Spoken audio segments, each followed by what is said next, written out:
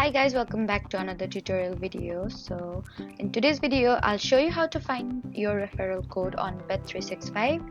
So if you want to share your invite code with friends, just follow along.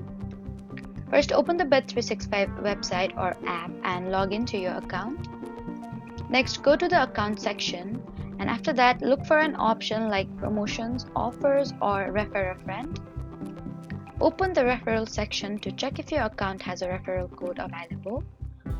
Your referral code or invite link will appear there if the program is available for your account, and you can copy the code or link and share it with others.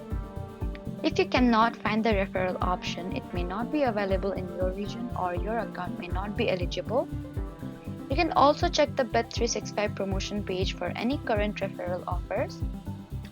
So that was how to find a referral code on Bet365. Don't forget to like, comment, and subscribe for more helpful tutorials.